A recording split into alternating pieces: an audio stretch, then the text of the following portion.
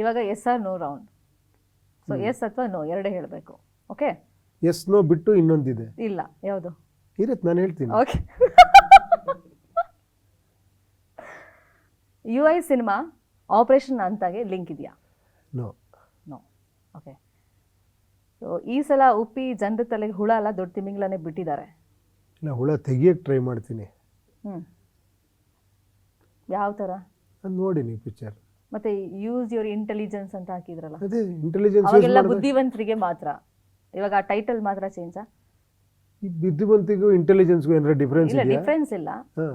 ಅದು ಸ್ವಲ್ಪ ಏನೋ ಒಂದು ಸಮಥಿಂಗ್ ಸ್ಪೆಷಲ್ ಇರ್ಬೋದೇನೋ ಅಂತ ಮತ್ತೆ ಜನರಿಗೆ ಒಂದು ಕ್ಯೂರಿಯಾಸಿಟಿ ಬಿಲ್ಡ್ ಆಗುತ್ತೆ. ಆಗ್ತಾ ಇದೆ ತಾನೆ, it's good. Okay. So Upendra ಅವರು ಈ ಸಿನಿಮಾನ ಪ್ರೊಡ್ಯೂಸರ್ಗೆ ತೋರಿಸಿಲ್ಲ? ಎಲ್ಲ ನೋಡಿದ್ದಾರೆ, ಪ್ರತಿಯೊಂದು ನೋಡಿದ್ದಾರೆ ಎಲ್ಲ. ಸೊ ಉಪೇಂದ್ರ ಅವರು ಈ ಕಥೆನ ಫಸ್ಟ್ ಹೇಳಿದ್ ಪ್ರಿಯಾಂಕಾ ಅವರಿಗೆ. ಪ್ರಿಯಾಂಕಾಗೂ ಹೇಳಿದ್ದೀನಿ, ಫ್ರೆಂಡ್ಸ್ಗೆ ಹೇಳಿದ್ದೀನಿ.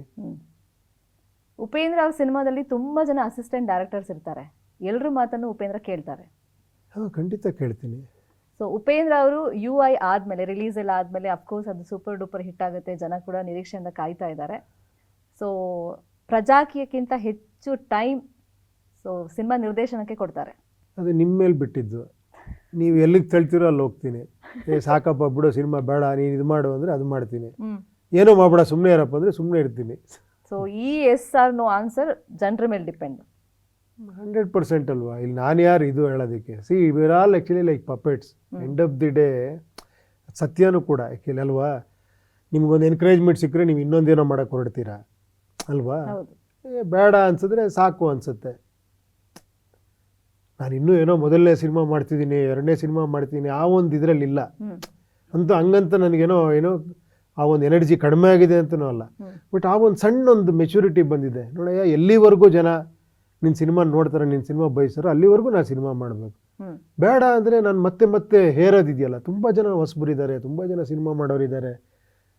ಸೊ ಬರ್ತಾ ಇರ್ತಾರೆ, ಏನೋ ಒಳ್ಳೊಳ್ಳೆ ಎಕ್ಸ್ಪೆರಿಮೆಂಟ್ ಮಾಡ್ತಾ ಇರ್ತಾರೆ, ಏನೇನೋ ಆಗ್ತಾ ಇರುತ್ತೆ. ಸೊ ಇವ್ರ ಬಗ್ಗೆ ಹೇಳ್ಬೇಕು ನೀವು. ನಾನೊಂದಿಷ್ಟು ಹೆಸರುಗಳನ್ನು ಹೇಳ್ತೀನಿ, ಅವ್ರ ಬಗ್ಗೆ ಹೇಳ್ತಾ ಹೋಗಬೇಕು. ಸೊ ಸ್ಟಿಲ್ ಫೋಟೋಗ್ರಾಫರ್ ವೇಣು ಅವರು ಸಿನಿಮಾಟೋಗ್ರಾಫರ್ ಆಗಿದ್ದ ಕತೆ ನಿಮ್ಮಿಂದ? ಇಲ್ಲ, ಅದೇ ಹೇಳಿದ್ನಲ್ಲ, ಅವರು ಸ್ಟಿಲ್ ಫೋಟೋಗ್ರಾಫ್ ಆಗಿದ್ರು, ಆಮೇಲೆ ಎ ಪಿಕ್ಚರಲ್ಲಿ ಕ್ಯಾಮ್ರಾಮನ್ ಆದರು. So music director Ajaneesh Loknath ಅವ್ರು ಮ್ಯೂಸಿಕ್ ಡೈರೆಕ್ಟರು. ಅದು ನಮಗೂ ಗೊತ್ತಿದೆ, ಅದು ನಾನು ಕೇಳಿದೆ ಮ್ಯೂಸಿಕ್ ಡೈರೆಕ್ಟರ್ ಅಂತ. ಅವ್ರ ಬಗ್ಗೆ ಹೇಳಿ, ಸಿನಿಮಾದಲ್ಲಿ ಅವ್ರ ಕೆಲಸ.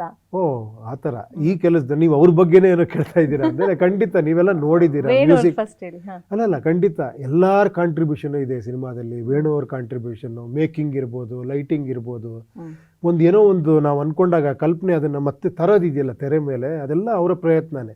ಮ್ಯೂಸಿಕಲ್ಲಿ ಎಲಿವೇಟ್ ಮಾಡೋದಿರ್ಬೋದು, ಅದಕ್ಕೊಂದು ಬೇರೆ ಥರ ಸೌಂಡಿಂಗ್ ಕೊಡೋದಿರ್ಬೋದು, ಅದು ಇವತ್ತಿಗೂ ಮಾಡ್ತಿದ್ದಾರೆ ರಜನೀಶ್ ಅವರು. They are all actually masters in their field, ಅಷ್ಟು ಮಾತ್ರ ಹೇಳಬಲ್ಲೆ. ಥ್ರಿಲ್ಲರ್ ಮಂಜು ಅವರು, ಥ್ರಿಲ್ಲರ್ ಮಂಜುನೂ ಅಷ್ಟೇ, ನಿಜವಾಗ್ಲೂ ನೋಡಿ ಅವರು ನನ್ನ ಫಸ್ಟ್ ಸಿನಿಮಾಯಿಂದ ಮಾಸ್ಟ್ರು.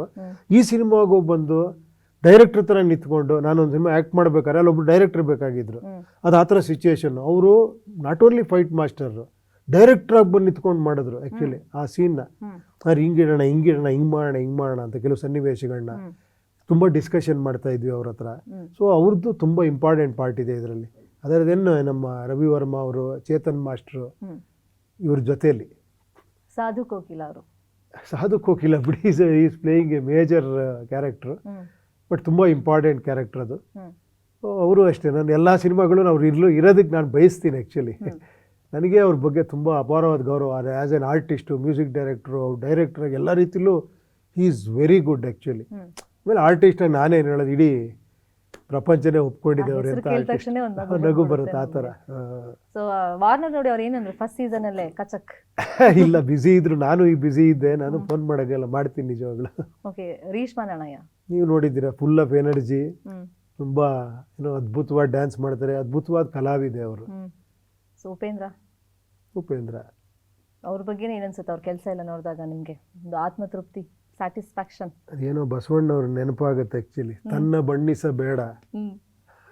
ಫೈನಲಿ ಒಂದು ನಿದ್ದೆ ಮಾಡುವಾಗ ನಾನು ಕೆಲಸ ಮಾಡಿದ್ದು ಖುಷಿ ಇದೆ ಗುರು ಅಲ್ಲ, ಖಂಡಿತ ಆವಾಗಲೇ ನಿದ್ದೆ ಬರೋದು. ಇಲ್ಲ ಅಂದರೆ ನಿದ್ದೆ ಬರಲ್ಲ ನಿಮಗೆ ಖಂಡಿತ. ಏನೋ ಖುಷಿಯಾದಾಗ ಎಲ್ಲೋ ನೆಮ್ಮದಿಯಾಗಿ ಒಂದು ಎಂಜಾಯ್ ಮಾಡಿ ನಿದ್ದೆ ಮಾಡ್ತೀವಿ actually. So so So, you I ಕೆಲಸದ ಬಗ್ಗೆ ಒಂದು ಸಮಾಧಾನ ಇದೆಯಾ? ಎಲ್ಲ ಕೆಲಸ ಮುಗ್ದೋಗ್ಬಿಟ್ಟಿದೆ, ಈಗ ಜನರ ಮುಂದೆ ಆ ಪ್ರಾಡಕ್ಟ್ ಖಂಡಿತ ಆ ಒಂದು ರಿಲ್ಯಾಕ್ಸೇಷನ್ ಬಂದ್ಬಿಡುತ್ತೆ. ಎಲ್ಲ ರೀತಿ ವರ್ಕ್ ಮಾಡಿರ ಮೇಲೆ ನೆಕ್ಸ್ಟ್ ಜನಕ್ಕೆ ಬಿಟ್ರ ಮೇಲೆ ಇನ್ನಾಯ್ತಪ್ಪ, ಇನ್ನು ಅವರು ಅದಕ್ಕೆ ಏನು ಬೇಕೋ ಅದನ್ನು ಕೊಡ್ತಾರೆ, ಅದನ್ನ ಎಲ್ಲಿಗೆ ತೊಗೊಂಡೋಗ್ತಾರೋ ತೊಗೊಂಡೋಗ್ತಾರೆ. ಸೊ ಇನ್ನು ಅವ್ರದ್ದು ಅಷ್ಟೇ, ಅದು ನಂದಲ್ಲ ಅದು.